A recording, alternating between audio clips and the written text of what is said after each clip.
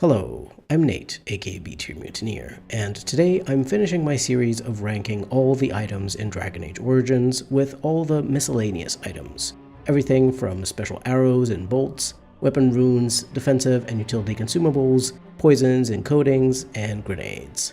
This series doesn't include the Awakening expansion, so I may at some point in the future rank the unique items from Awakening 2.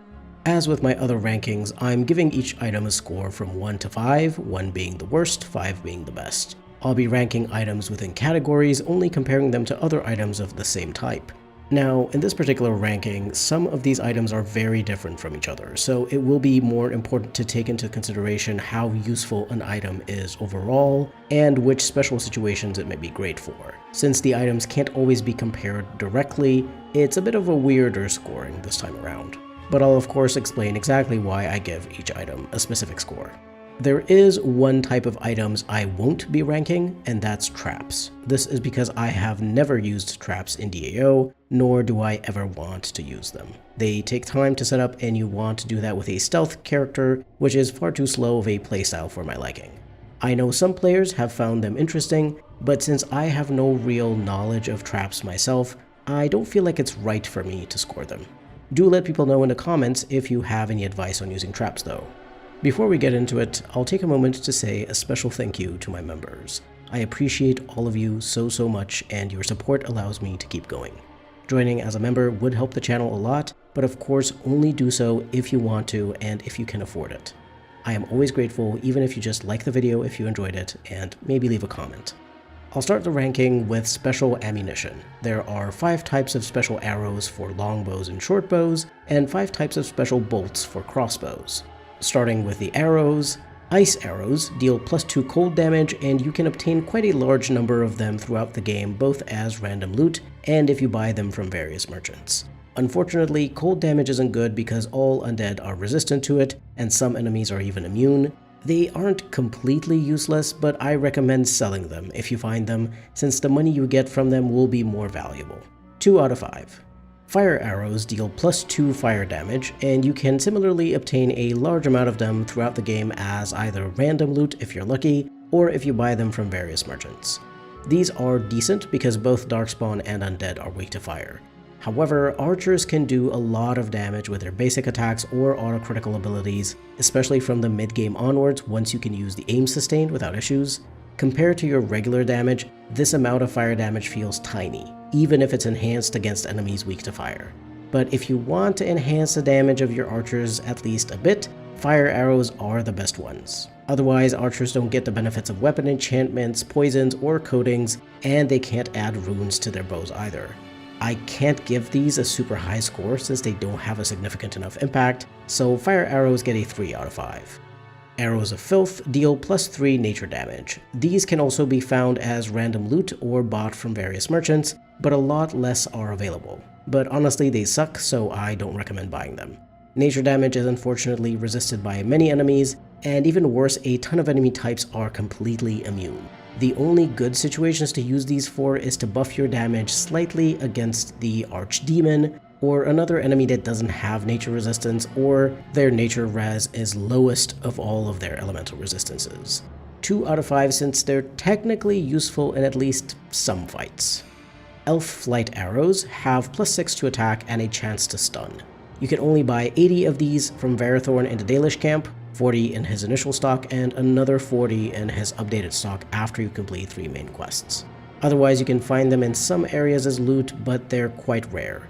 They're also very expensive, so it's possible you won't be able to buy all of Varathorn's stock. These arrows are quite nice due to that chance to stun, and in particular, you'd like to use these against dangerous enemies that can be stunned, sometimes bosses, sometimes just elites or spellcasters of any kind.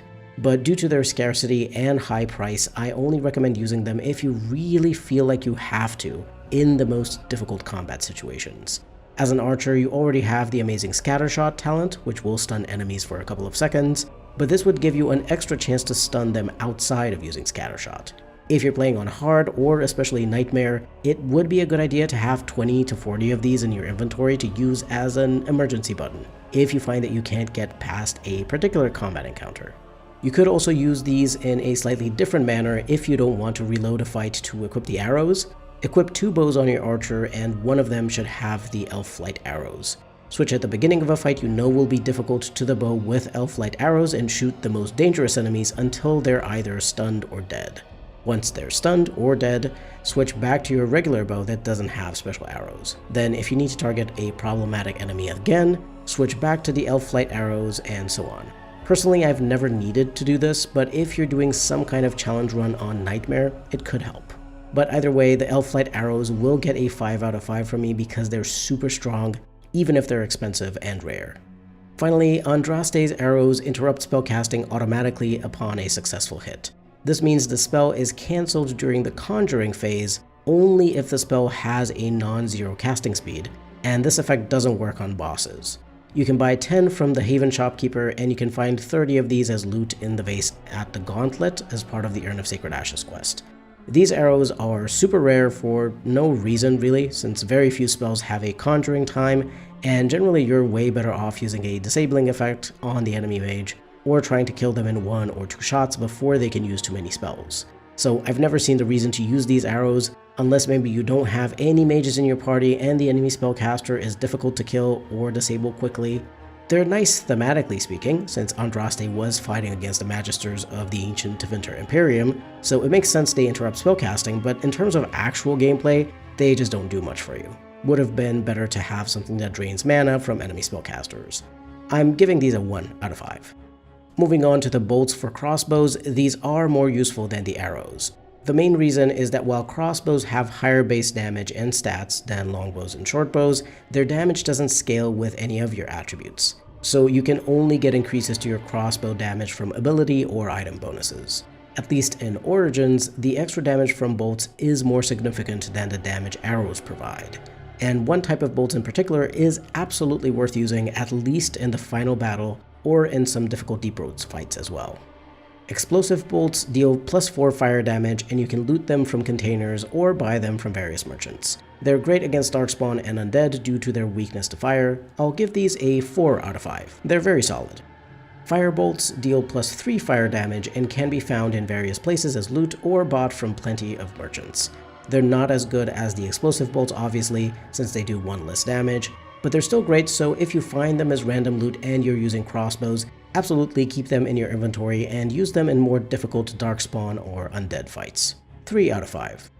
Ice bolts deal +3 cold damage and can be found as random loot or bought from various merchants. As with ice arrows, cold damage isn't good against most enemies, so I don't recommend using these. If you get some for free, you could use them for just a bit of extra damage, but I recommend selling them and buying better gear instead. Knockback bolts have a chance to knock back to target. I'm not entirely sure if these drop as random loot, but you can buy them from a few merchants. I don't recommend using these at all because knockback is just not a good enough effect. Knocking an enemy down is good, as is stunning them or immobilizing them in some way, but knocking them back only affects them for a second or less. Not worth wasting money on. You will already have Scattershot, of course, which stuns enemies, and your other party members will likely have other abilities with disabling effects, especially mages. 1 out of 5.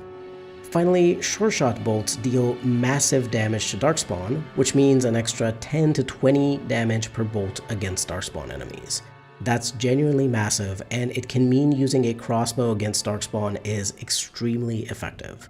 Because of this, you won't really care about the fact that the base crossbow damage falls off. Unfortunately, other than getting lucky with random loot, you can only buy 20 bolts from Farron in the Frostback Mountains and 20 bolts from Bodan before the final battle. So you have very few of these, which makes sense because they're overpowered against Darkspawn, and Darkspawn are your main enemy. The best way to use these is combined with a Scattershot talent, because the extra damage will be applied to all the secondary targets hit by Scattershot. This is great to use to save as many refugees as you can during Desperate Haven or other encounters where friendly NPCs are fighting Darkspawn, and of course during the final battle and fights against large groups of Darkspawn.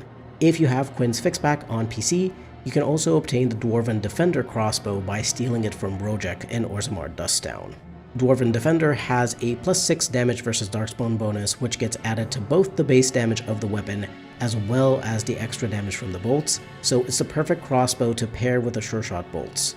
These absolutely get a 5 out of 5, even with only having 40 guaranteed ones.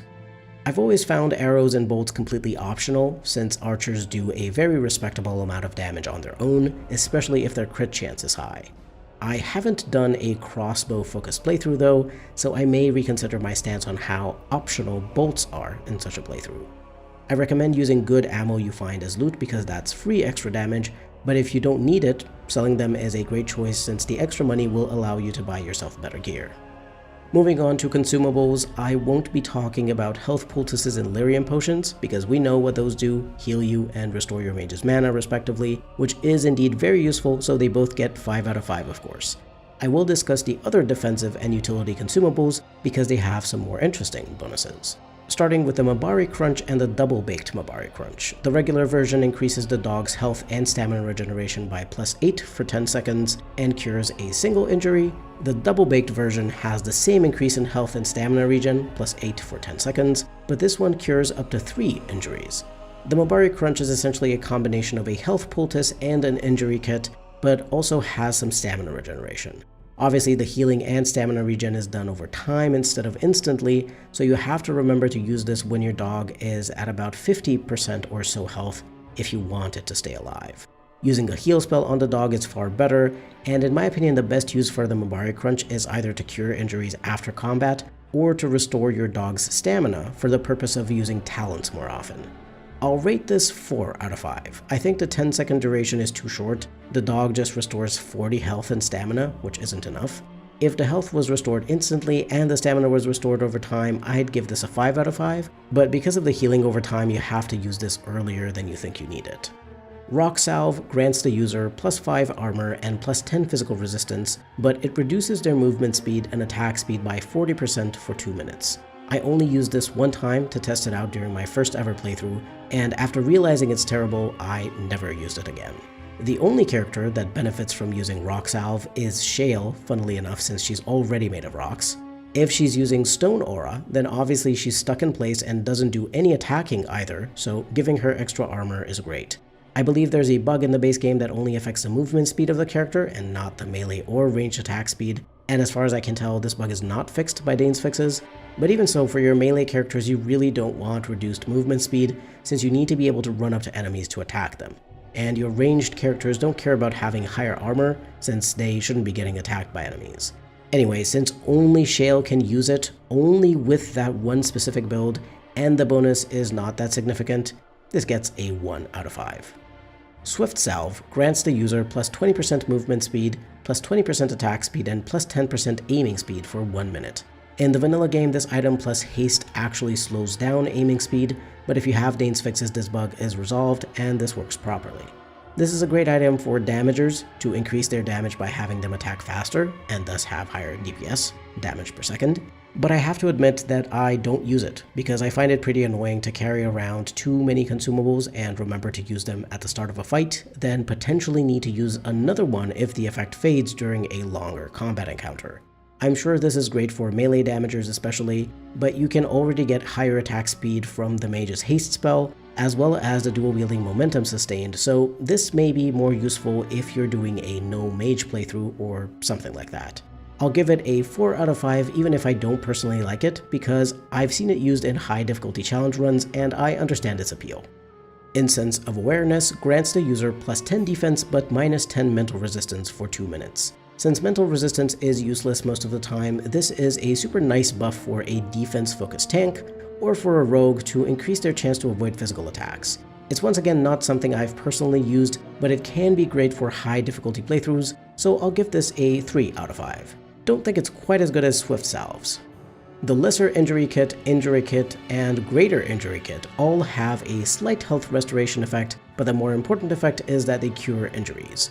The Lesser Injury Kit restores 10 health and cures 1 injury, the Injury Kit restores 20 health and cures up to 3 injuries, and the Greater Injury Kit restores 40 health and cures all injuries on the character, no matter how many there are. Usually, I keep a few Lesser Injury Kits in my inventory only if I don't have a mage with the Spirit Healer specialization. This is because regular injury kits and greater ones are much more expensive than the lesser ones. I mean, unless your character for some reason has 6 or more injuries at once, in which case I'd ask you why you let them get to that many injuries, since you can also easily cure them by traveling to camp. Plus, a Spirit Healer mage can use the Cleansing Aura spell for a few seconds and cure all the injuries of party members next to them for free. I give the lesser injury kits a 3 out of 5 since they're alright to use, especially in the earlier parts of the game before you have a Spirit Healer, or if you're in an area that doesn't allow you to leave and travel to camp. But the other two get a 2 out of 5. Technically, yes, they're useful to cure injuries, but the main reason I like finding them as loot is because they're expensive, so I can get a bunch of money if I sell them. The Nature Salve grants nature resistance to the user, the lesser one grants plus 30% for 3 minutes, whereas the Greater Salve grants plus 60% for 3 minutes. Nature damage isn't terribly difficult to deal with because there's not that much of it, and even enemies that deal nature damage don't have super high damage numbers, usually it's spiders and deep stalkers, so I've never felt the need to use a Nature Salve. I'm sure that if you were doing a super difficult challenge playthrough, perhaps solo, then you may want to have some of these on hand, but otherwise I can't imagine why you'd waste your money buying or crafting any of these. I recommend selling any that you come across. 1 out of 5. The same thing goes for Ice Salves. Lesser Salves grant plus 30% cold resistance for 3 minutes, and greater ones grant plus 60% for 3 minutes. Cold damage isn't a problem in the game, so just sell any that you find. 1 out of 5. And in fact, the same thing also goes for Elixirs of Grounding. The lesser grants plus 30% electricity resistance for 3 minutes, and the greater one grants plus 60% for 3 minutes. This consumable does have an additional effect for warriors and rogues, in that it also reduces the stamina drained by the electricity damage. Still, the problem is that not enough enemies in the game deal electricity damage, so you just don't need this. Same thing, sell any you find. 1 out of 5. Finally, we get to the 2 resistance potions that are actually useful. Warmth Bombs grant fire resistance, the lesser grants plus 30% for 3 minutes, and the greater grants plus 60% for 3 minutes. But these Warmth Bombs are useful in 2 specific instances: if you fight the High Dragon on the mountaintop, and if you fight Flemeth as part of Morrigan's quest. It may also be a good idea to have some when you go into that room full of fire traps in the Brazilian ruins, because it's hard to disarm all the traps in the heat of battle. Due to the fact that these 3 encounters are quite hard, especially on higher difficulties, I'll give Warmth Bombs a 3 out of 5. Furthermore, if you're planning on exporting your Warden into the Awakening expansion, be sure to keep a Greater Warmth Bomb if you got lucky and found one as loot or stole one from an NPC, because you'll need it for a side quest in Awakening to craft a powerful sword. You can of course get a Greater Warmth Bomb in Awakening, but if you obtained one for free in Origins, why not make use of it if you import your Warden? Spirit Bombs are only really useful for one particular fight: the final battle against the Archdemon, because the Archdemon has powerful spirit damage abilities. The lesser bomb grants plus 30% spirit resistance for 3 minutes, and the greater grants plus 60% for 3 minutes. If you want to make sure you're well prepared against the Archdemon, it would be great to have lesser bombs for your ranged attackers or a rogue melee damager who shouldn't be getting targeted much by the Archdemon, and greater spirit bombs for your main tank or other more aggressive melee damagers like two-handed warriors. Of course, even lesser spirit bombs will help, so don't feel like you have to buy greater ones just for this fight. You should be able to fight the Archdemon without using any spirit bombs at all if you have a good team, especially with healing spells from a mage and using health poultices. Potentially, these could also be useful against a powerful mage like Caladrius, since he has some spells that deal spirit damage as part of his Blood Mage kit. In any case, since I only recommend these in the climactic battle, and maybe Caladrius, I'll give them a 2 out of 5. Moving on to poisons and weapon coatings, these are consumables that can be applied to melee weapons and have an effect for 1 minute. Usually some extra damage, and sometimes also an additional effect. The best poisons to use are usually the ones that have an additional effect, like a chance to stun, so you'll see that those will be rated higher than just something that adds a tiny bit of extra damage to your strikes. First, the Tier 1 poisons. Deathroot Extract deals 1 nature damage per hit and has a 10% chance to stun the enemy for 3 seconds. This is, in my opinion, one of the best poisons in the game because it's so cheap to make, just 1 flask and 1 Deathroot, and it already gives you a 10% chance to stun the enemy with your attacks. If I use poisons, this is the one I usually make a bunch of since I just need some flasks for that. Deathroot you can just find out in the wild as loot. Due to how easy it is to make these and how good they are, I'm absolutely giving them a 5 out of 5. Venom deals 1 nature damage per hit and has a 10% chance to reduce the enemy's movement speed by 40% for 11 seconds. Reducing enemy movement speed is not really a good effect unless you're a ranged character, but ranged weapons can't use poisons, so this is frankly useless. Yes, it's cheap to make, only needing 1 flask and 1 toxin extract, but you won't care about this effect. 1 out of 5. Next up, the Tier 2 poisons. Concentrated Deathroot Extract deals 2 nature damage per hit and has a 15% chance to stun the enemy for 4 seconds. This is the improved version of the regular Deathroot Extract obviously, but it does need more ingredients. 1 flask, 2 Deathroot, and 1 distillation agent, so it becomes more expensive to craft, and frankly the increased chance isn't all that. You'll usually be using poisons like these on characters who attack quickly, aka dual wielders, or maybe a weapon and shield character buffed by haste, so as long as your attacks are fast, it's fine to have a lower chance to stun. I'll give it a 4 out of 5 due to the higher cost that doesn't increase your chance significantly enough to be worth using this over the regular Deathroot Extract. Concentrated Venom deals 2 nature damage per hit and has a 15% chance to reduce the enemy's movement speed by 40% for 12 seconds. Once again, a useless effect, and it's more expensive to craft too. 1 out of 5. Crow Poison deals 3 nature damage per hit and has a 10% chance to stun the enemy for 6 seconds. This one is interesting because while it has that lower 10% chance of the Tier 1 Deathroot Extract, it has a longer duration for the stun, so once you get lucky with it, the enemy will be disabled for much longer. So if I were to choose between the effects of Concentrated Deathroot Extract and Crow Poison, I'd choose Crow Poison. It is a bit more expensive to craft than the Concentrated Deathroot Extract though, 1 flask, 2 Deathroot, 2 Toxin Extract, and 1 Distillation Agent. There's also seemingly a bug on PC that makes Crow Poison and Concentrated Crow Poison unable to trigger a stun, but if you have Nane's fixes, that's solved. This issue shouldn't be present on consoles, I don't think. Either way, this will get the same score of 4 out of 5 due to being more expensive and not necessarily much better than the Tier 1 Deathroot Extract. Moving on to Tier 3 poisons, this is also where weapon coatings start to appear. Acidic Coating deals 2 nature damage per hit. Absolutely useless, you can already get 2 or 3 nature damage per hit with the Tier 2 poisons, and this is far more expensive to make. Plus, nature damage is bad like 90% of the time due to many enemies being resistant or immune to it. 1 out of 5. Adder's Kiss deals 3 nature damage per hit and has a 20% chance to lower the enemy's movement speed by 40% for 13 seconds. Just as useless as the previous slowing poisons, 1 out of 5. Concentrated Crow Poison deals 6 nature damage per hit and has a 15% chance to stun the enemy for 7 seconds. Useful for the stun, though it's slightly more expensive than the Tier 2 version, 1 flask, 3 Deathroot, 3 Toxin Extract, and 1 Concentrator Agent. I'd say that if you want to deal some more nature damage to the Archdemon, since its nature resistance is the lowest, you could craft a couple of these to have for that final battle. The Archdemon itself will be immune to stun, but other than using a Tier 4 poison, this has the highest nature damage. 4 out of 5. Demonic Poison deals 5 spirit damage per hit. It's good, but only if you care about slightly more damage. Few enemies are resistant to spirit damage and no enemies are immune, so if you're just looking for extra damage, it's a good choice. It's not super expensive to make, only requiring 1 flask, 1 demonic ichor, and 1 concentrator agent, though keep in mind demonic ichor is one of the more rare crafting ingredients, so hold on to it if you want to be able to make these. However, I wouldn't recommend using demonic poisons since you can also get extra damage from runes and weapon enchantments. In most fights against regular or elite enemies, it's best to get a poison that can stun, and these high damage poisons or coatings are only really good against bosses which tend to be immune to stuns. 3 out of 5 since the damage type is good and it's not that expensive to craft. Flame Coating deals 2 fire damage per hit. Not really worth crafting in my opinion.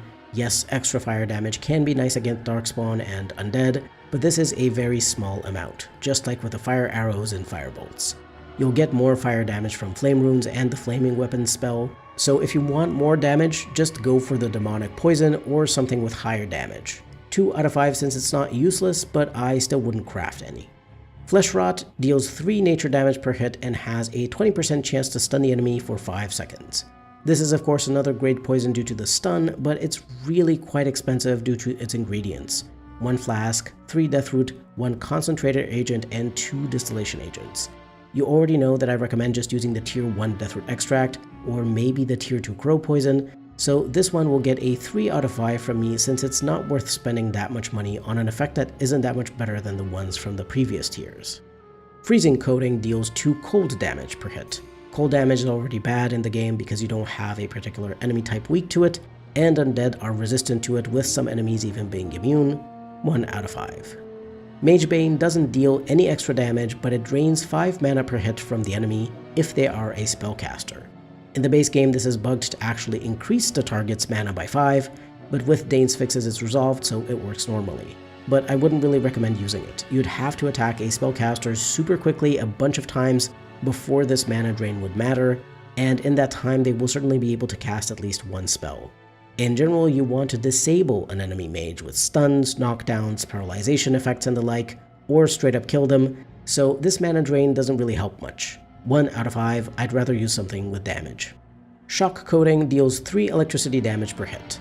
Keep in mind that electricity damage also drains a non-mage's stamina, but this is a fairly small amount of damage, so it won't do much. While electricity damage is also rarely resisted, and no enemy is immune to it, the damage of the shock coating is just lower than the spirit damage from the demonic poison, so there's not much point in using it. The extra point of damage compared to the other coatings isn't enough to get it a better score. 1 out of 5. Soldier's Bane doesn't deal any extra damage, but it drains 5 stamina per hit from the enemy if they are a warrior or rogue.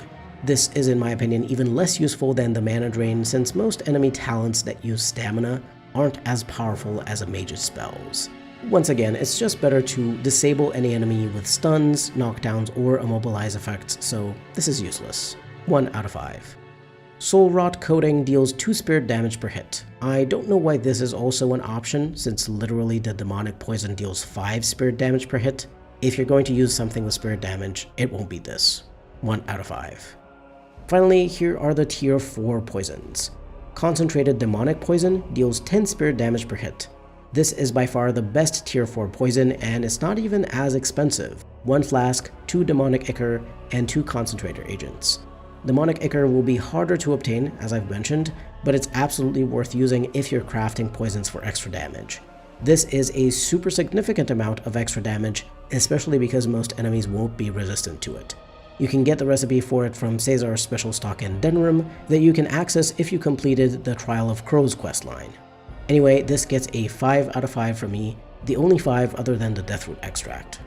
Concentrated Mage Bane doesn't deal any extra damage but drains 10 mana per hit from an enemy spellcaster.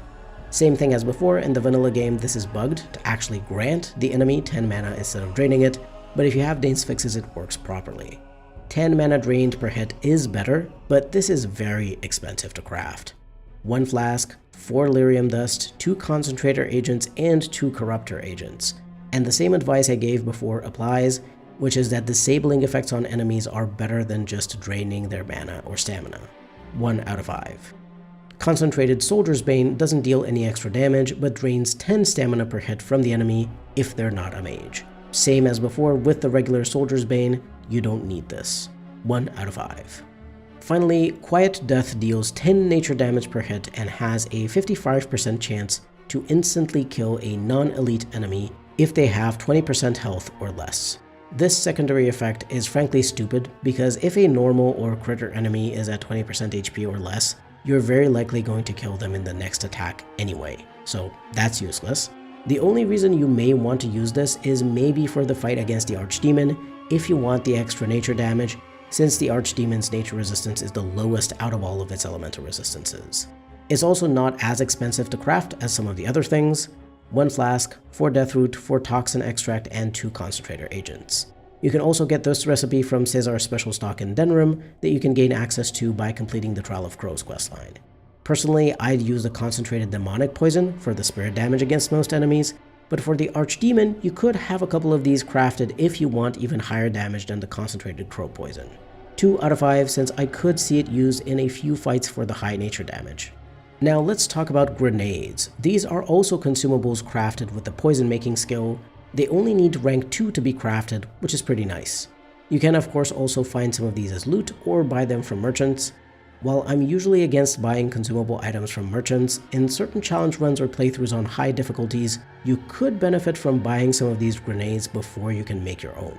Or in addition to the ones you'll be able to craft, since some of them use rare crafting ingredients you won't get a lot of. This is because grenades deal area of effect damage, and their damage is pretty high, so you can throw a combination of these on an enemy group to easily take them down, especially if you're using a rogue with rank 2 or higher stealth, so they can use items without breaking stealth. Acid Flask deals 80 nature damage. This is one of the easiest grenades to find as loot. It drops quite often from Darkspawn, and also fairly easy to craft since it only requires 1 flask, 1 lifestone, and 1 corruptor agent. However, it does deal nature damage, which is most often resisted by enemies. This is generally most useful against human, elf, dwarf, and Qunari enemies, stuff like bandits, soldiers, bounty hunters, and the like. Not useless, but not the best. Still very easy to get, so 3 out of 5. Firebomb deals 80 fire damage. This one is the best out of all grenades due to being useful in most fights. Darkspawn and Undead are weak to it, but you can of course also use it against most other enemies like humans, elves, dwarves, and Qunari. You won't be able to make as many of these as acid flasks because they require a fire crystal instead of lifestone, and fire crystals are fairly rare to loot. If you're doing a grenade focused playthrough, I can recommend having the stealing skill on one of your rogues because you can get lucky and steal crafting ingredients like fire crystals by stealing them from enemies or NPCs. You can buy the recipe for these in 3 places: the Quartermaster at Ostagar, the Unscrupulous Merchant in Lothering, or the Quartermaster at the Circle Tower. You likely won't be able to craft them during Ostagar, so you might as well wait until Lothering or the Circle Tower to pick up the recipe, plus it will be cheaper than from Ostagar. Anyway, Firebombs absolutely get a 5 out of 5. Freeze Bomb deals 80 cold damage. This one's not as useful due to cold damage not being great, but you could still use it against regular humans, elves, dwarves, Qunari, and while Darkspawn aren't weak to it, they aren't resistant either, so it's alright against them too. But remember not to use it against Undead because Undead are super resistant to cold damage, and some of them are even immune. Freeze Bombs require a Frost Rock alongside a Flask and Corruptor agent. Frost Rocks are similarly a more rare ingredient, though I usually end up finding a good amount of them as random loot. Since the Freeze Bomb is pretty decent like the Acid Flask, I'll give it a 3 out of 5. Shock Bomb deals 80 electricity damage. Due to the added bonus of draining the stamina of non-mage enemies, this is of course better than both Acid Flasks and Freeze Bombs, not to mention that very few enemies are resistant to electricity and none are immune.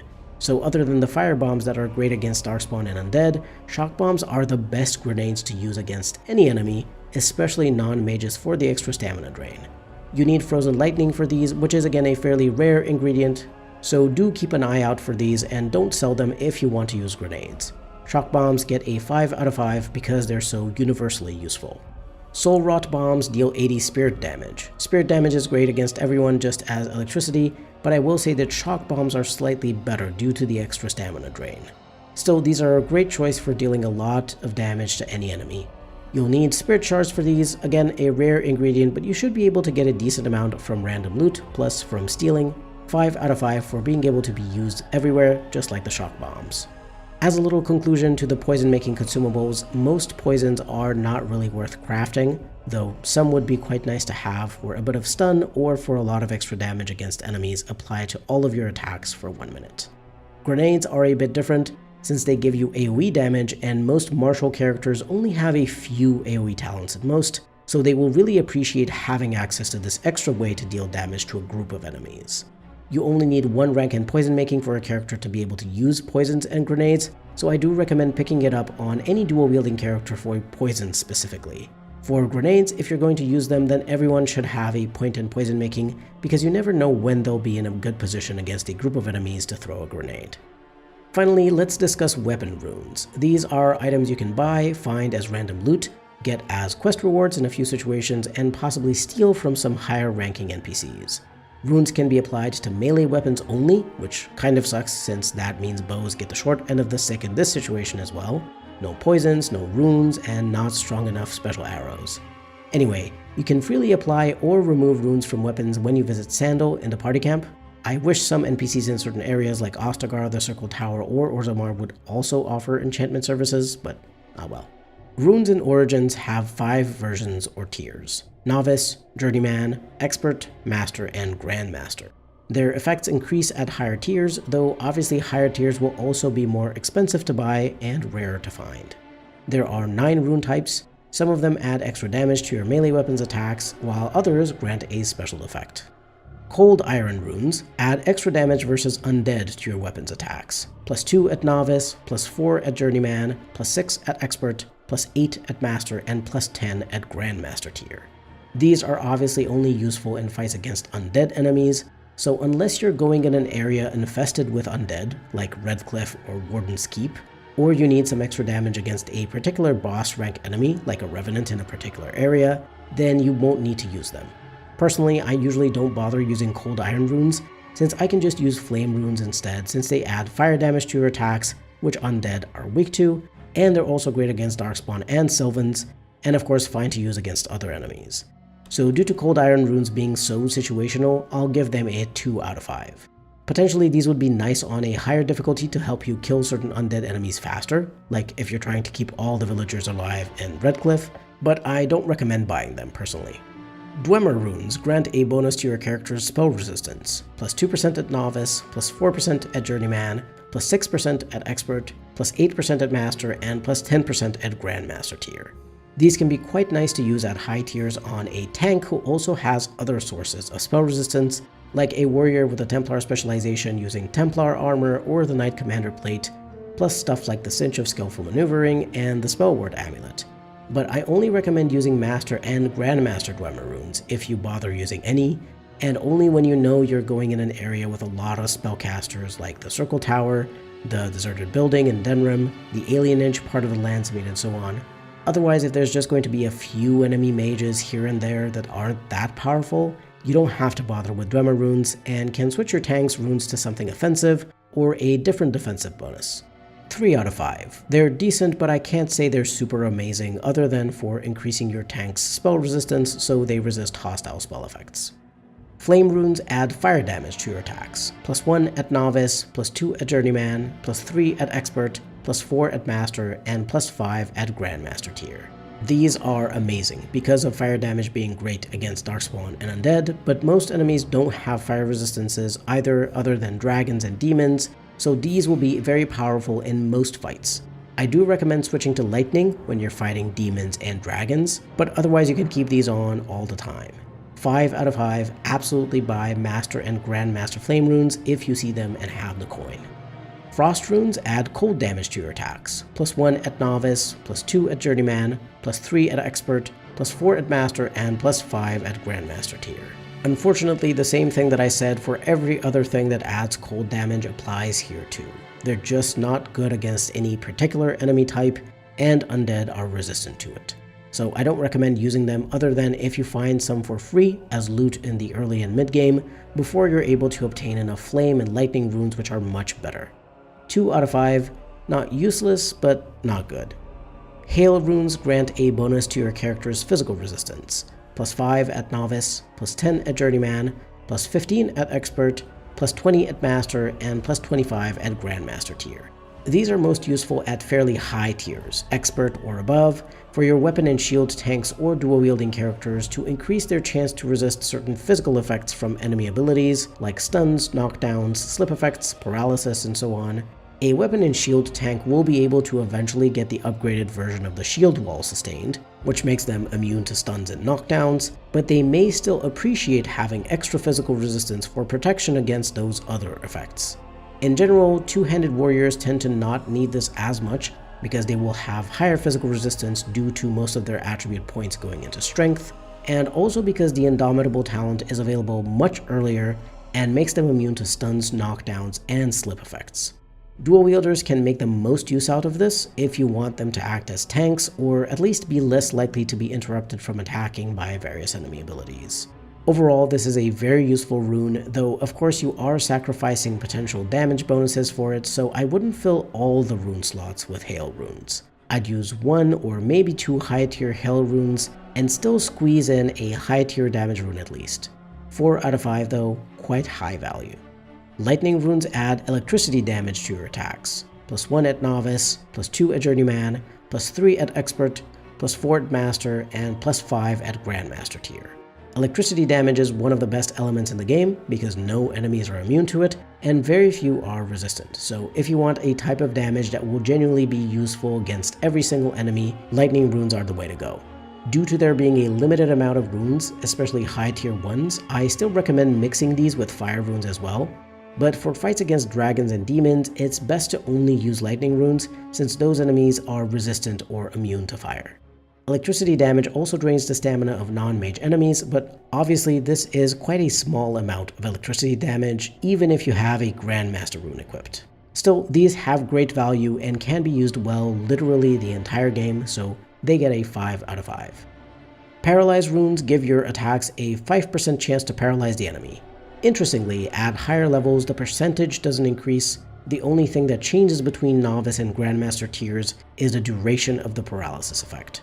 4 seconds at novice, 5 at journeyman, 6 at expert, 7 at master, and 8 at grandmaster tier. I usually recommend having one paralyze rune in each weapon for a dual-wielding damager, especially a rogue with a coup de grace passive who will be able to automatically backstab a paralyzed enemy. However, because the chance to paralyze doesn't increase with each tier, you can absolutely choose a lower tier rune and it will be just fine. I would personally recommend Journeyman or Expert Paralyze runes because 5 to 6 seconds seems like a nice duration. Obviously, if you get lucky and steal or loot a higher tier rune, you can use it, or if you feel like you have the money, you can buy a Master or Grandmaster rune. I don't really recommend this on weapon and shield or two-handed characters because they attack much slower than a dual wielder using momentum and also possibly being buffed by the haste spell. So because of the quite low chance to paralyze and limited usefulness, paralyze runes will get a 3 out of 5. Still great, but just not as widely useful as the other good ones. Slow runes give your attacks a chance to reduce the enemy's movement speed. I've already explained that slowing down an enemy's movement speed is not really relevant for a melee character when I discussed poisons, and the same applies to runes because they can only be used by a melee character, so these are useless. The only reason you would keep slow runes under Grandmaster tier is if you want to donate them to the Mage or Templar emissary in the party camp for a bit of XP and to slightly improve the quality of the troops you'll get from that faction in the final battle. 1 out of 5. Finally, Silverite runes add extra damage versus Darkspawn to your attacks, plus 2 at Novice, plus 4 at Journeyman, plus 6 at Expert, plus 8 at Master, and plus 10 at Grandmaster tier. These are really good whenever you go to an area that mostly or only has Darkspawn, like the Deep Roads, Return to Ostagar, and the final battle. Unless you have a mage who reduces enemies' elemental resistances, these runes will do the most damage against Darkspawn.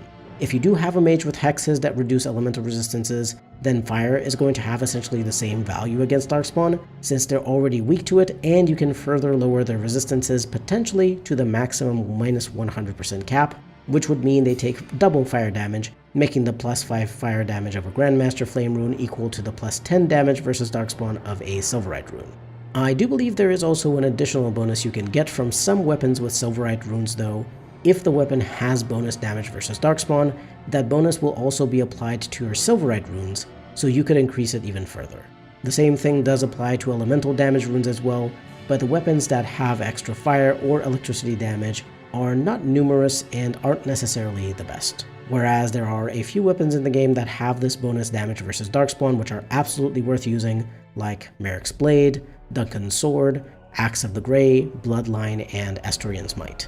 In any case, I recommend keeping an eye out for expert tier or above Silverite runes to equip them in the Deep Roads and final battle. Though for the Deep Roads, I do recommend maybe having a secondary weapon with fire or electricity runes so that you can use that one against non-Darkspawn enemies like Deepstalkers, Spiders, and Golems. But Silverite runes are great and get a 5 out of 5 because Darkspawn are such a common enemy type, obviously. With this, we've reached the end of the miscellaneous item ranking and also the series of ranking all the items in Dragon Age Origins. I do consider most of these misc items optional, but they may become more necessary to some extent if you play on higher difficulties. You can absolutely beat the game on easy or normal without runes and other things from this list, but it would be quite challenging, especially when it comes to defeating certain bosses on hard or nightmare. Not saying it isn't possible, it is 100% doable to beat the game without using anything more than health poultices and lyrium potions, but these items will definitely make the experience more comfortable, especially the weapon runes, which can be added and removed at will without being consumed, and the defensive warmth and spirit bombs in those high difficulty fights where you'll take a lot of fire or spirit damage. Poisons and grenades are far more optional since they're just about increasing your damage or adding a chance to stun. Increased damage isn't always needed, since you can just survive for longer if you have higher defensive stats, and you'll still manage to get past the encounter. The stun poisons have the highest value for the simple fact that they will disable enemies and make them unable to deal damage to your party for a while. Not to mention the fact that they'll allow your melee rogues to easily backstab the affected enemy for much higher damage with coup de grace.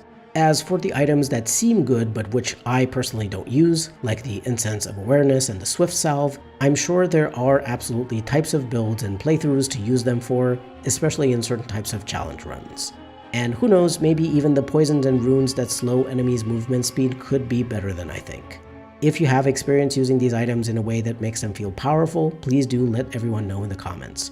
It would be great to share more knowledge about these items that are perhaps a bit more niche, which not everyone knows how or when to use properly.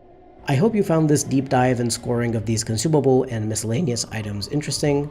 If you enjoyed this, stick around for future rankings, guides, and discussion videos about Dragon Age and other games I care about. Feel free to leave a like, comment, subscribe, and maybe even become a channel member.